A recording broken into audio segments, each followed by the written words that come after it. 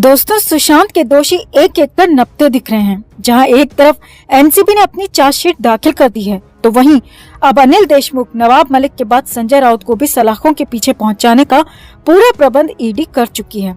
आपको बता दें कि संजय राउत शिवसेना के वो नेता हैं जिन्होंने सुशांत के जाने के बाद अपने घटिया बयानों से रायता फैलाया था, सीबीआई के खिलाफ थे और सुशांत और उनके परिवार उनके पिता पर गंदे और आपत्तिजनक आरोप लगाए थे। तो अब संजय राउत का कर्मा भी सामने आता दिख रहा है। दोस्तों, ऐसे में हम संजय राउत से कहना चाहेंगे कि हो सके तो सुशांत का सच उगल दो, बता दो कि कितनी गंदी राजनीति हुई सुशांत मामले में, कैसे उद्धव सरकार ने सुशांत का केस दबाया, गुनहगारों को बचाया। शायद ऊपर वाले की सजा में कुछ रियायत हो जाए, वरना उद्धव सरकार के भोंपू संजय राउत जी, आपका बचना मुश्किल है। दोस्तों, शिवसेना के सांसद संजय राउत की मुश्किलें कम होने का नाम नहीं ले रही हैं। संजय राउत की ज्यादातर प्रॉपर्टीज ईडी ने सीज कर रखी हैं। राउत खुद जेल में हैं और उनकी पत्नी वर्षा राउत भी ईडी की रडार पर हैं। और सबसे बड़ी बात, जिंदगी भर की कमाई हुई इज्जत भी मिट्टी में मिल चुकी है। मगर इसके बावजूद संजय राउत को लग रहा था कि उनके साथ उद्धव ठाकरे खड़े हैं। उद्धव ठाकरे कभी उनका साथ नहीं छोड़ेंगे, ये विश्वास हमेशा संजय राउत को रहा है। मगर अब उद्धव ठाकरे की तरफ से भी संजय राउत को बड़ा झटका लगा है और इस खबर के मिलने के बाद तो संजय राउत बेकाबू हो गए। आर्थर रोड जेल के बाहर पहुंचते ही हंगामा कर दिया। सूत्रों की माने तो राउत ने जेल के अंदर जाने से भी इनकार कर दिया। अब राउत का इतना ज्यादा तमाशा देखकर आर्थर जेल का स्टाफ परेशान हो गया और फिर मजबूरी में आर्थर के जेलर को कड़ा एक्शन भी लेना पड़ा। तो आखिर ऐसा क्या हुआ जेल के बाहर? क्यों राउत जेल के अंदर नहीं आने की जिद पकड़कर बैठ गए और उद्धव ठाकरे के किस फैसले से राउत को झटका लगा है, आपको बताते हैं सब। आप भी वीडियो को लाइक और शेयर कर अपना प्यार और सपोर्ट दिखाएं और कमेंट में इसे लेकर अपनी बात, अपनी राय जरूर रखें। चैनल के साथ जुड़कर चैनल को सब्सक्राइब कर हमारी आवाज बने। तो शिवसेना नेता और सांसद Sanjay Raut Arthur Road jail में बंद हैं। राउत के जेल जाने के बाद से उद्धव ठाकरे के सपोर्टर्स और पार्टी के लोगों के मन में यही सबसे बड़ा सवाल था कि आखिर अब संजय राउत की गैर मौजूदगी में मुखपत्र सामना में उग्रवादी और साप्ताहिक कॉलम कौन लिखेगा, क्योंकि राउत जेल में बंद हो चुके हैं और बाहर आने की राह फिलहाल दूर दूर तक बनती नहीं दिख रही। ऐसे में सामना को लेकर उद्धव ठाकरे की पार्टी बेहद परेशान थी और लोगों की जिज्ञासा तब और बढ़ गई जब सामना के साप्ताहिक कॉलम में कड़कनाथ मुंबईकर के नाम से लेख छप गया। कई लोग इस नाम को देखकर चकित हो गए, क्योंकि ये नाम पूरी तरह से अनजान था, अपरिचित था।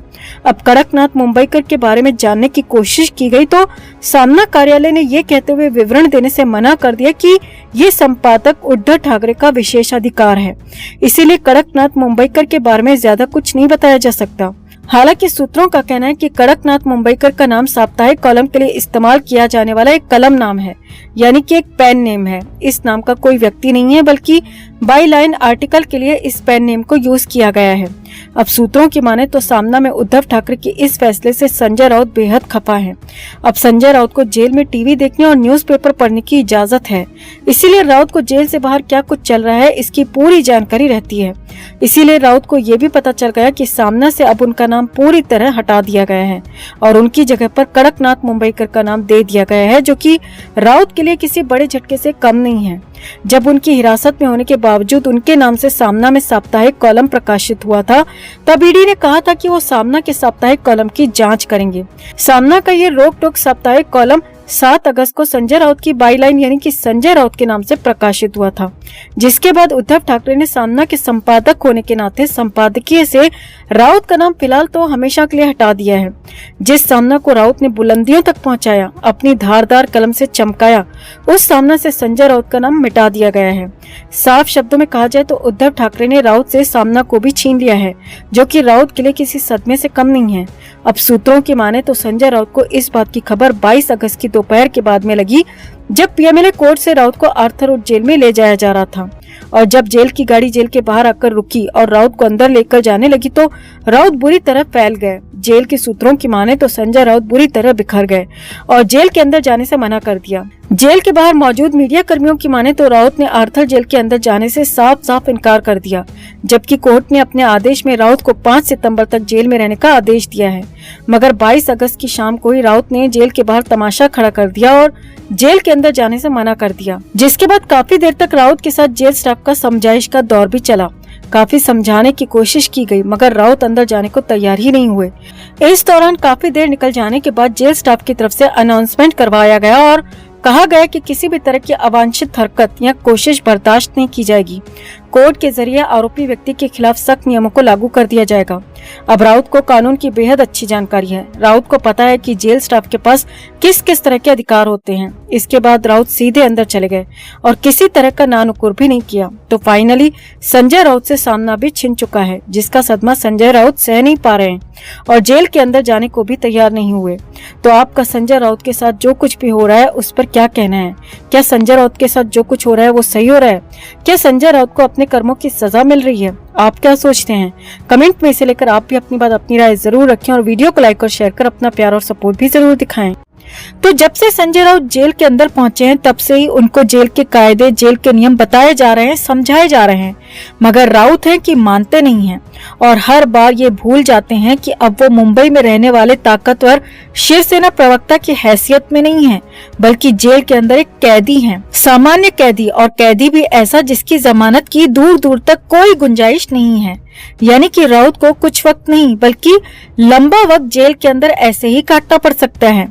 मगर फिर भी बीच बीच में संजय राउत कुछ ऐसा करते हैं जिससे खुद उनकी हालत खराब हो जाती है, खुद उनकी मुश्किलें बढ़ जाती हैं।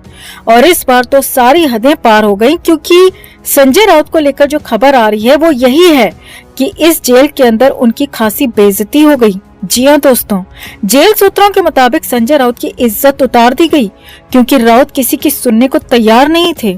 पूरी कहानी सिलसिलेवार तरीके से आपको बताते हैं, समझाते हैं। तो जेल के अंदर संजय राउत को करीब 2 हफ्ते का समय हो चुका है। इस दौरान संजय राउत 2 बार जेल के अंदर मेडिकल रूम में जा चुके हैं। जी हाँ, ध्यान से सुनिए, समझिए, देखिए। जेल सूत्रों के मुताबिक संजय राउत अब तक 2 बार मेडिकल रूम का इस्तेमाल कर चुके हैं और संजय राउत को जेल के अंदर अगर कोई जगह पसंद आई है तो वो सिर्फ मेडिकल रूम ही था। लेकिन वहाँ पर हर वक्त रहा नहीं जा सकता, क्योंकि वहाँ तो बाकी कैदियों का भी इलाज होता है, बाकी कैदियों को भी दवा पानी दी जाती है। लेकिन राउत को अपनी सेल नहीं रास आ रही थी। मेडिकल रूम में वो ज्यादा वक्त तक रहना चाहते थे। आगे देखिए, सूत्रों के मुताबिक इससे पहले संजय राउत को बेचैनी और घबराहट की वजह से मेडिकल रूम में लाया गया था और तब उनका बीपी काफी लो हो गया था और इस बार भी संजय राउत ने कुछ ऐसी शिकायत कर दी। जी हाँ, जेल सूत्रों के मुताबिक संजय राउत ने घबराहट और बीपी लो होने की शिकायत की और खुद को पसीना आने की बात कही। अब संजय राउत हाई प्रोफाइल कैदी हैं, तो तुरंत ही जेल के अंदर मेडिकल रूम में उन्हें फिर से ले जाया गया। जी हाँ, जेल सूत्रों के मुताबिक ये घटना 19 अगस्त की है और सुबह सुबह ही ये सब कुछ हुआ, ऐसा बताया जा रहा है। सूत्रों के मुताबिक 19 अगस्त की सुबह करीब 9 बजे के आसपास संजय राउत ने परेशानी की शिकायत की, तो तुरंत ही उन्हें मेडिकल रूम में ले जाया गया और फिर से आनन फानन में उनकी चेकिंग शुरू हुई। आगे देखिए, अब यहाँ पर जो डॉक्टर्स मौजूद थे वो हैरान रह गए। जी हाँ, जेल सूत्रों के मुताबिक संजय राउत का बीपी तो लो बिल्कुल नहीं था।